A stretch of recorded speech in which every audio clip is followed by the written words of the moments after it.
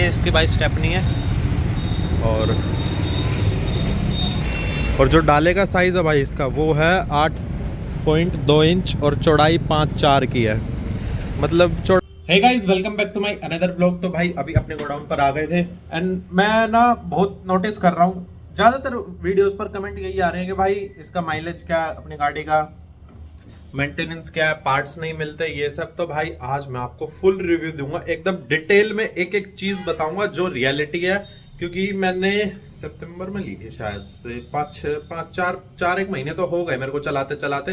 तो अब मुझे इतना तो पता चल गया गाड़ी का क्या मेंटेनेंस है, क्या कॉस्ट आता है, क्या कुछ ये डीजल की खपत करती है। तो वैसे तो आज माल डालने भी फरुखनगर जाना था, लेकिन कल जाएंगे। आज थोड़ा काम की वजह से मैंने कल पे पोस्टपोन कर दिया। तो भाई सबसे पहले जब आप गाड़ी खरीदते हो तो ये कुछ ऐसी चाबी मिलती है इसकी, और ये उसके डैशबोर्ड की चाबी, वो जो अंदर बॉक्स रहता है छोटा सा, ये 2 चाबियां आपको मिलती हैं। टोटल 4 चाबी मिलेंगी, दोनों की एक एक चाबी मिलती है। दोनों खड़ा भाई अपना साथी, थोड़ा गंदा हो रहा भाई, धुलवा के भी लाएंगे कल इसको। तो स्टेपनी भाई इसमें यहाँ मिलती हैं, स्टार्ट करते हैं। ये इसकी भाई स्टेपनी है। और जो डाले का साइज़ है भाई इसका वो है 8.2 इंच और चौड़ाई 5.4 की है। मतलब चौड़ाई है इसकी, इंट्रा से थोड़ी चौड़ाई है इसकी। तो क्योंकि भाई मैं एक रफ आइडिया बताता हूँ आपको। देखो भाई, अपना बोतलों का काम है, तो इंट्रा में ना 1 2 3 4 5, यहाँ 5 बोतल तक आती है। छठी बोतल पे इतना कट लग जाता है। तो इस एक लाइन में 6 बोतल आती हैं। तो चौड़ाई का अंदाज़ा अब आप लगा लो। ये भाई इसका 40 लीटर का डीजल टैंक, इसमें कोई यूरिया नहीं डलता, कोई DEF नहीं डलता, सिंपल डीजल डलाओ और चलाओ। और BS6 इंजन है ये, इन्होंने कुछ साइलेंसर में टेक्नोलॉजी दी हुई है। अपना साथी LX है, मॉडल भी दिखा दिया आज मैंने आपको। अब भाई अंदर से दिखाता हूँ आपको।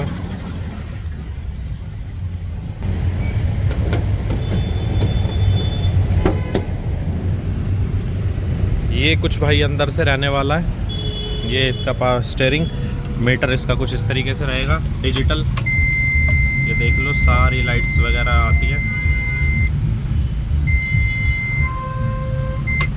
एंड मैंने भाई इसको अभी तक कितना चला दिया, मीटर कहाँ है, 5321 किलोमीटर ये मेरे से चल चुका है। एंड भाई AC भी आता है, LX मॉडल में AC आता है। ये इसके कंट्रोल्स आते हैं कुछ इस तरीके के, 5 गियर आते हैं भाई इसमें, ये चेक कर लो। हैंड ब्रेक एंगेज कर देते हैं, हैंड ब्रेक नहीं लगा हुआ था।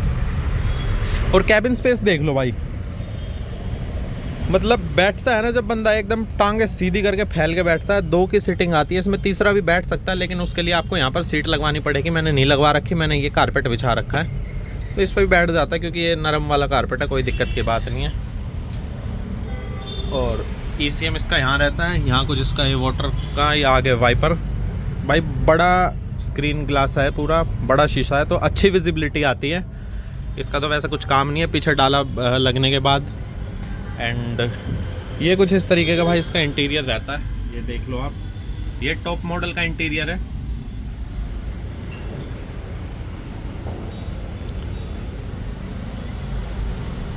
एंड बाहर से एक बार आपको लुक दिखा देता हूँ इसकी।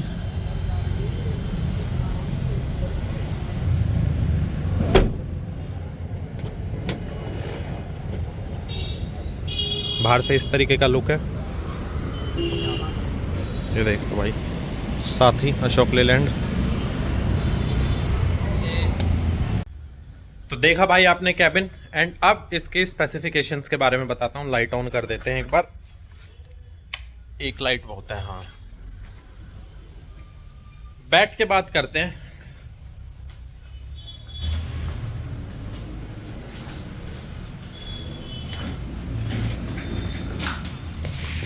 रख देते हैं यहाँ पर।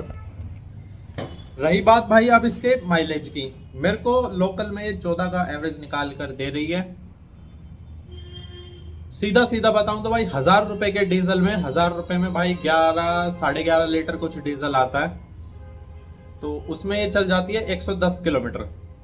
11.5 लीटर में मैंने अभी तक जो देखा इसका 110 किलोमीटर ये प्रॉपर चलती है। उसके बाद भी भाई 6-7 लीटर डीजल, मतलब 6 लीटर 5 लीटर डीजल ये टैंक में रखती है, क्योंकि वो जो इसमें मीटर है डिजिटल है, वो ब्लिंक करने लग जाता है। इसमें वो सुई वाला सिस्टम नहीं है जो बिल्कुल आखिरी तक चलाए तो ब्लिंक करने लग जाता है। उसमें भाई अंदाजा नहीं आता कितना डीजल बचा कितना नहीं, क्योंकि मैंने एक बार फुल कराया ना तो 6 लीटर डीजल उसमें ऑलरेडी था, तो 3300 रुपये में फुल हो गई थी टंकी। और भाई फुल टैंक में ये 550-600 किलोमीटर कुछ निकाल देती है। अभी तक मैंने एक ही बार फुल कराया था, वरना मैं 1500-2000 इतना ही डीजल डलाता हूँ। तो एवरेज का अंदाजा आप निकाल लेना। मैंने जो बताया मेरे को लोकल में, क्योंकि मेरी ज़्यादातर भाई लोकल चलती है, तो मेरे को 14 का एवरेज, ये नेट 14 का एवरेज ही मेरे को निकाल कर दे रही है। एंड हाईवे रनिंग जो मैंने इसकी नोटिस करी है, हाईवे पर ये 16, 16.5, 17 ये जब टच करती है भाई, जब आप 5वें गियर में 60 की स्पीड मेंटेन करते हैं, 50-60 की स्पीड पर अगर आप 5th गियर में चल रहे हैं, तो ये 17, 17.5 का एवरेज तब दे देती है। वरना एसी ऑन में भाई ये 16, 16.5 का एवरेज हाईवे पर निकाल कर दे रही है। और लोकल में भी सेम एवरेज दे रही है भाई ये एसी ऑन करके, क्योंकि मैंने एसी मॉडल लिया था भाई, गर्मी बहुत होती है, तो एसी इसका बहुत काम आ रहा है, बहुत काम की चीज़ है एसी। आप अगर अशोक लीलैंड साथ ही परचेज करने का सोच रहे हैं तो भाई एसी मॉडल ले लेना, ज़्यादा फर्क नहीं है, 20-25 हज़ार रुपये का फर्क है, तो आपको बहुत काम आएगा गर्मियों के अंदर। और इसमें भाई कोई यूरिया नहीं डलता, सिर्फ आपको डीजल डलाना है। एंड अगर आपकी लोकल रनिंग ज़्यादा है तो इसमें जैसे वो फिल्टर आ रहे हैं आजकल BS6 में, तो वो जब उसमें ज़्यादा वो कार्बन जमा हो जाता है तो मीटर में भाई लाइट दिखा देता है कि आप इसको वो कर लीजिए। DEF का एक इसमें बटन दे रखा है, तो जब वो लाइट आ जाए मीटर में तो आपको करना क्या है, एक शांत सी जगह पर छांव में इसको खड़ा कर देना, चाहे गाड़ी लोड हो चाहे खाली हो, शांत जगह पर खड़ा करके लगा के हैंड ब्रेक गाड़ी न्यूट्रल में डाल के वो बटन दबा दो। आधे घंटे के अंदर अंदर भाई वो सारा कार्बन ये निकाल देती है, उसका RPM जो है वो हाई हो जाता है, स्पीड अपने आप हाई हो जाती है। ये चीज़ें तो भाई आपको पता है। तो इसमें मैनुअली दे रखा है वो बटन, जो कि सही है भाई, बटन दे रखा है यूरिया का, बिल्कुल बिल्कुल सीधा सीधा खर्चा बचाती है ये वो बटन। मैंने तो भाई 5-5.5 किलोमीटर मैंने चला दी, आज तक मैंने एक भी बार उस बटन का यूज नहीं किया। एक बार मैंने किया था, उसमें भी बटन दबाते ही तुरंत 2 से 3 मिनट के अंदर इसने वो सारा कार्बन फेंक दिया था बाहर, वो लाइट तुरंत चली गई थी। एंड मैंने कंपनी में भी बताया था कि भाई ऐसे ऐसे सिचुएशन हुई थी, तो उन्होंने बताया कि थोड़ा बहुत कार्बन होगा, तो वो इसलिए 2-3 मिनट में हो गया। अगर ज़्यादा जमा हो जाता है तो 10 से 20 मिनट में क्लियर कर देती है। तो वो चीज़ भी भाई बिल्कुल सॉर्टेड है, ऑटोमेटिक फंक्शन दे रखा है इसमें, सिर्फ आपको बटन प्रेस करना है और उसके अलावा कुछ नहीं। अगर आपकी रनिंग हाईवे पर भी होती है एट हाई RPM पर आप इसको खींचते हो तो बटन का तो यूज़ कोई होना ही नहीं है भाई, वो लाइट कभी आती ही नहीं है। मेरी आज तक नहीं आई, एक बार आई थी, क्योंकि मैं जैसे मेरा फरुखनगर हो गया, झज्जर दादरी साइड माल जाता है ना, तो हाईवे है तो लोकल हाईवे, इतनी स्पीड पे वहाँ नहीं भगा पाते, लेकिन मैं खींचता हूँ भाई वहाँ पर दबा के जितना मेरे से होता है, तो मेरा काम वहाँ से निकल जाता है, चल जाता है। तो ये तो हो गया भाई इसके माइलेज का बात। रही बात मेंटेनेंस की, पहली सर्विस भाई इसकी 5,000 पर होती है, दूसरी इसकी 30,000 पर। 5 पे यूँ होती है, 5,000 पर कंपनी वाले बुलाते हैं चेकअप के लिए। जब मैं मेरी 5 चली नहीं थी तो मैं 4 पे ही ले गया था, 4,000 पर ही, क्योंकि उन्होंने बोला था कि भाई गाड़ी लेने के 3 महीने के अंदर अंदर आपको फर्स्ट सर्विस इसका कराना होता है, चाहे उसमें आप 5,000 चला दो या फिर 3 महीने कंप्लीट हो जाए।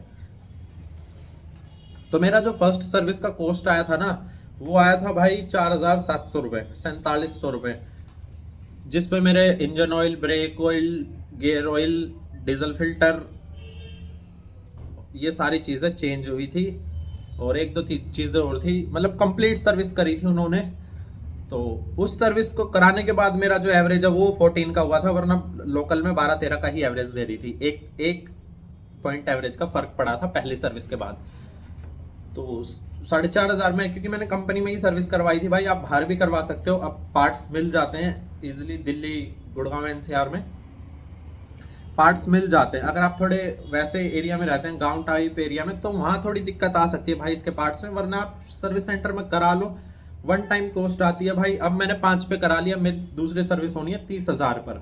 अब 30,000 कब चलेगा, मतलब वही साल में एक सर्विस होनी है भाई, उस वो भी कंपनी में करा लो, 4-5 हज़ार रुपये में हो जाती है।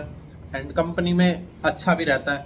अगर कोई बाई चांस दिक्कत हो जाए सर्विस की वजह से तो आप कंपनी में जाकर बोल सकते हो। अगर आप बाहर सर्विस कराते हो तो बाहर वाले तो भाई हाथ खड़े कर देते हैं, सिंपल सी बात है।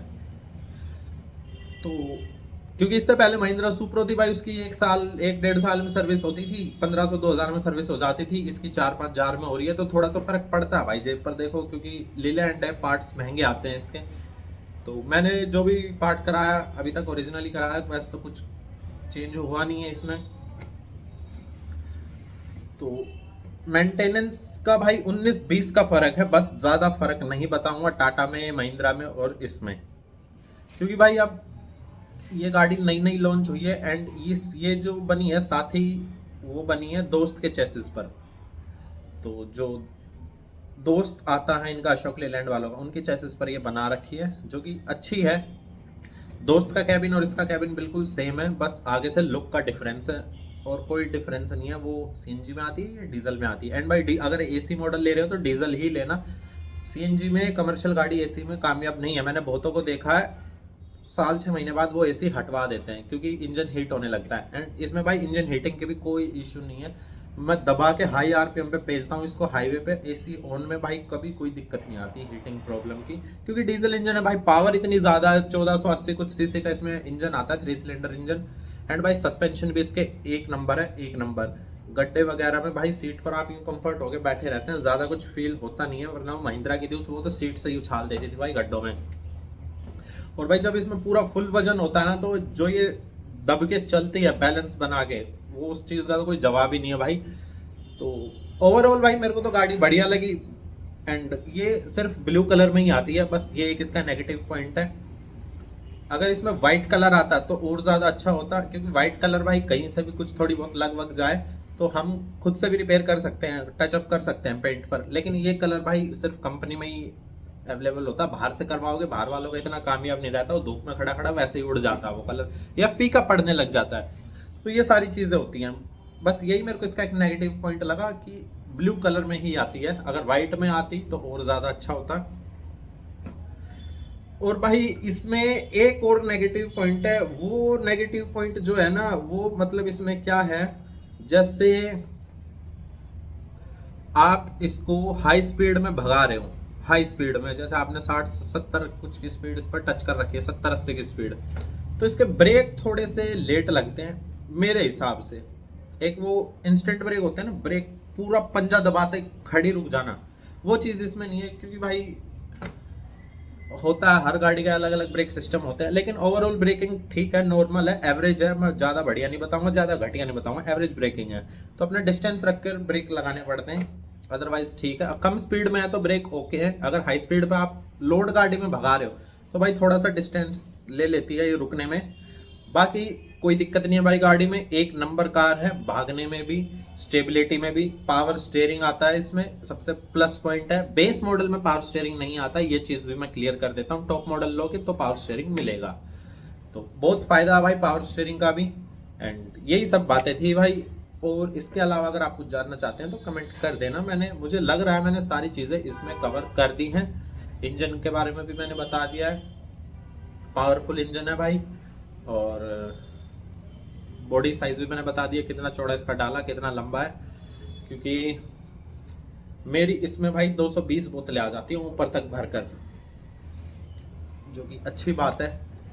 एंड आप बताना मेरे को कोई चीज मैंने छोड़ दी है तो मिलते हैं नेक्स्ट ब्लॉग में भाई। तब तक के लिए tata bye bye. I hope आपको ये इन्फॉर्मेशन अच्छी लगी होगी। अच्छी लगी हो तो भाई चैनल को सब्सक्राइब करके जाना, बेल आइकन को प्रेस करना, ताकि आने वाले वीडियोस के नोटिफिकेशन आपको मिल जाए। एंड अगर भाई जैसे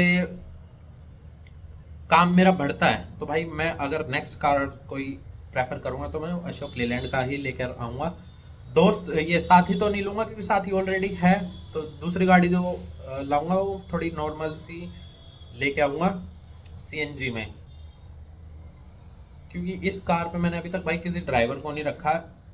ड्राइवरों का आपको भाई सब पता है, कोई अच्छा ही ड्राइवर होता है जो गाड़ी संभाल के रखता है, वरना तकरीबन ड्राइवर भाई ऐसे तैसे करके रखते हैं। गड्ढे में जा रही है जान दो, स्पीड में गड्ढों में से उछाल रहे हैं, ब्रेकर से उछाल रहे हैं, कोई उनको फर्क नहीं पड़ता है। तो ये सारी चीज़ें होती हैं।